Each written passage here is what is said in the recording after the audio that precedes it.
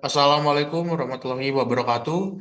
Shalom, salve, Om Swastiastu, Namo Buddhaya, dan salam kebajikan untuk kita semua. Selamat pagi, siang, sore, dan malam kepada Bapak Wira Pramana SMMM selaku dosen Bisnis Teknologi Informasi dan Komunikasi. Kenalkan, kami dari kelompok satu. Saya Felix Kesario selaku ketua kelompok sekaligus moderator dalam presentasi kali ini. Saya akan memandu jalannya presentasi pada hari ini. Berikutnya, izinkan saya memperkenalkan anggota kelompok lainnya. Di sini terdapat ada Sani, Rafael, Raihan, dan yang terakhir ada Ziad. Tanpa berlama-lama, kami dari kelompok satu akan membahas analisis bisnis pada PT Telkom Indonesia. Di sini, saya akan secara singkat mereview kembali materi yang sempat dibawakan pada eh, pembawaan video sebelumnya. Profil singkat perusahaan kami. Kami membahas tentang PT Telkomsel. Di sini layanan pada PT Telkomsel itu terdapat IndiHome, Telkomsel dan juga solusi digital yang memiliki visi be the king of digital in the region. Produk utamanya terdapat IndiHome, Telkomsel sendiri, lalu Cloud and Data Center. Manajemen dan organisasi yang dimiliki tersebut jelas dan didukung oleh sistem ERP, CRM, dan Big Data. Bagian ini sudah dibahas dan dinilai di Progress Report pertemuan 8, jadi kami lanjut ke bab 5. Selanjutnya pematerian berikutnya akan dipaparkan oleh Sani. Kepada Sani dipersilakan. Baik, terima kasih Felix. Di sini saya akan menjelaskan tentang riset pasar. Riset pasar ini bertujuan untuk memahami kondisi industri, perilaku konsumen, dan tren yang sedang berkembang. Untuk poin yang pertama, ada industri telekomunikasi yang lebih dari 500 triliun per tahun. Artinya, industri telekomunikasi di Indonesia memiliki nilai ekonomi yang sangat besar dan menjadi salah satu sektor strategis nasional. Hal ini menunjukkan bahwa pasar masih menjanjikan dan kompetitif. Untuk poin yang kedua, ada penetrasi internet. Lebih dari 78% populasi, sebagian besar masyarakat Indonesia sudah menggunakan internet. Ini menandakan bahwa layanan telekomunikasi sudah menjadi kebutuhan utama, bukan lagi sekedar kebutuhan tambahan. Untuk poin yang ketiga, ada jumlah pelanggan Telkom Indonesia. Untuk pelanggan seluler itu kurang lebih ada 150 juta. Untuk pelanggan IndiHome itu ada kurang lebih dari 9 juta. Data ini menunjukkan bahwa Telkom Indonesia memiliki basis pelanggan yang sangat besar, sehingga memiliki posisi pasar yang kuat. Untuk poin yang keempat, konsumen saat ini mengutamakan yang pertama ada kecepatan internet, yang kedua ada layanan bundling, dan yang ketiga ada keamanan data. Tren ini menunjukkan bahwa konsumen tidak hanya menuntut koneksi, tetapi juga kualitas layanan dan nilai tambah. Next.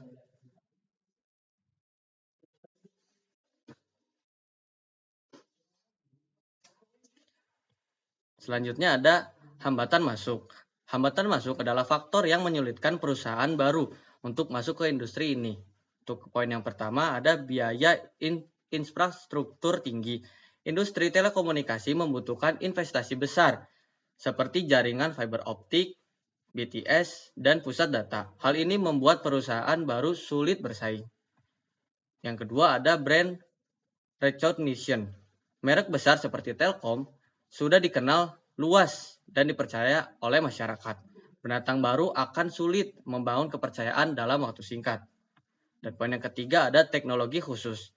Teknologi telekomunikasi membutuhkan keahlian dan lisensi khusus, sehingga tidak semua perusahaan mampu menguasainya.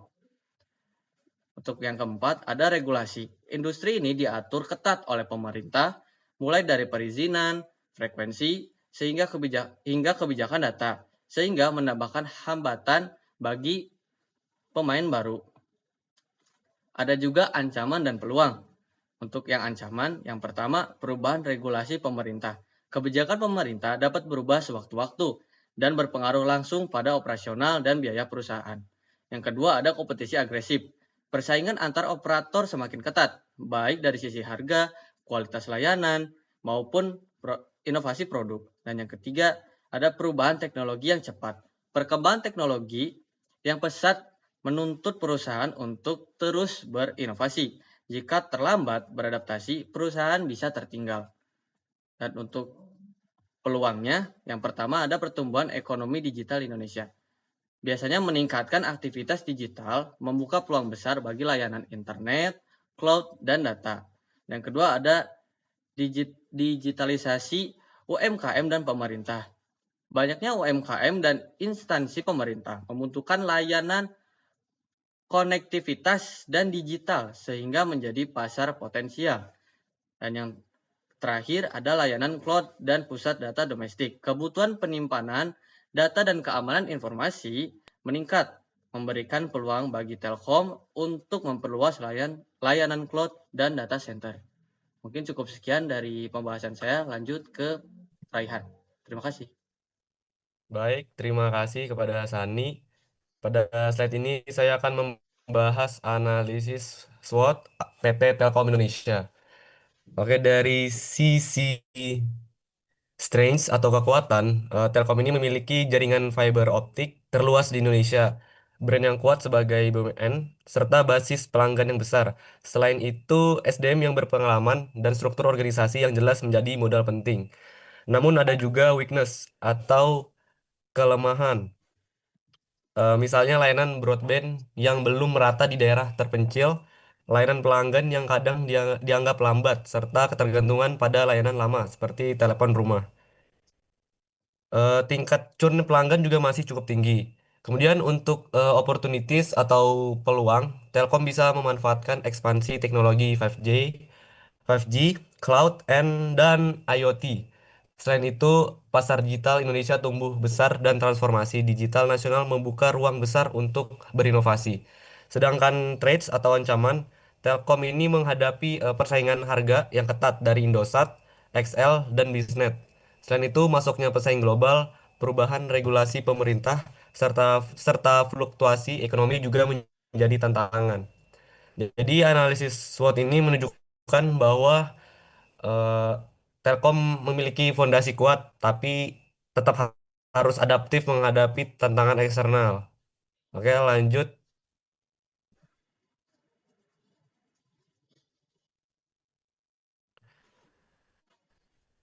Oke, pada slide ini saya akan membahas fitur dan manfaat produk Telkom Indonesia, target pasar yang dilayani, serta peta persaingan di industri. Produk utama Telkom terdiri dari IndiHome untuk layanan internet rumah, Telkomsel untuk telekomunikasi seluler, dan Telkom Sigma untuk solusi cloud dan pusat data. Ketiganya membentuk ekosistem digital yang saling terintegrasi. Dari sisi target pasar, Telkom menyasar tiga segmen utama. Yang pertama, individu dan rumah tangga yang membutuhkan konektivitas dan hiburan digital. Yang kedua, bisnis dan UMKM yang memerlukan solusi cloud dan keamanan cyber. Dan yang ketiga, pemerintah khususnya untuk pengembangan smart city dan e-government. Untuk pesaing utama, Telkom ini menghadapi kompetisi dari Indosat Ooredoo, XL Axiata, dan Biznet Networks. Mereka bersaing di layanan broadband, seluler, dan pusat data. Selain itu, juga pesaing tidak langsung seperti Netflix digital lainnya yang bersaing dalam layanan hiburan dan konten digital. Dengan produk yang beragam dan pasar yang luas, Telkom memiliki posisi strategis untuk terus tumbuh dan berinovasi di tengah persaingan industri digital yang semakin dinamis. Baik, terima kasih. Lanjut pada Rafael. Oke, terima kasih Rehan. Di sini saya akan membaca isi dari bab 6. Jadi ada gambaran umum kinerja keuangan. Pada semester 1 2025, perusahaan mencatatkan pendapatan sebesar 73 triliun dengan margin laba di atas 15%. Kinerja keuangan ini dinilai stabil dan berkelanjutan. Lalu ada analisis likuiditas. Current rasio perusahaan berada di angka 82,2% yang menunjukkan kemampuan memenuhi kewajiban jangka pendek berada pada tingkat yang cukup. Likuiditas tetap terjaga karena ketergantungan pada persediaan relatif kecil. Lalu ada analisis struktur utang, leverage. Debt ratio tercatat sebesar 45,8%. Hal ini menunjukkan bahwa struktur aset perusahaan tidak didominasi oleh hutang, sehingga risiko keuangan relatif terkendali. Okay, next. Lalu ada kemampuan membayar beban bunga. Interest coverage ratio mencapai 14,4 kali. Angka ini membuktikan perusahaan sangat mampu membayar bunga utang dengan resiko gagal bayar yang rendah. Lalu ada efisiensi penggunaan aset. Aset turnover berada di kisaran 0,5 kali. Penggunaan aset dinilai cukup efisien dan masih dalam batas wajar untuk perusahaan yang berbasis infrastruktur. Lalu ada profitabilitas perusahaan dan return on asset (ROA). Efisiensi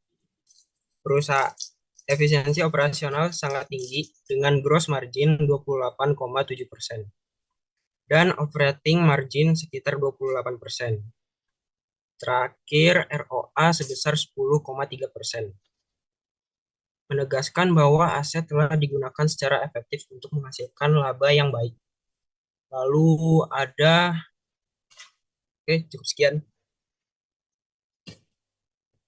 Dan yang terakhir ada kesimpulan yang akan disampaikan oleh Ziad. Kepada Ziad, dipersilakan. Baik, di sini saya akan menjelaskan kesimpulan. Berdasarkan hasil analisis pemasaran dan analisis laba rugi, PT Telkom Indonesia Persero Tbk memiliki posisi bisnis yang kuat dan berkelanjutan di industri telekomunikasi dan layanan digital. Dari sisi pemasaran, Telkom unggul melalui kepemilikan infrastruktur jaringan yang luas, basis pelanggan yang besar, serta reputasi sebagai BUMN yang terpercaya, sehingga mampu menghadapi hambatan masuk industri dan persaingan yang semakin ketat. Peluang pertumbuhan tetap terbuka seiring berkembangnya ekonomi digital, digitalisasi UMKM, serta kebutuhan layanan 5G dan cloud. Dari sisi keuangan, Telkom menunjukkan kinerja yang sehat dengan tingkat likuiditas yang aman, struktur utang yang terkendali, serta profitabilitas yang stabil. Kemampuan perusahaan dalam menghasilkan laba dan memanfaatkan aset secara efisien memberikan fondasi keuangan yang kuat untuk mendukung strategi pemasaran, ekspansi layanan digital, dan keberlanjutan bisnis jangka panjang.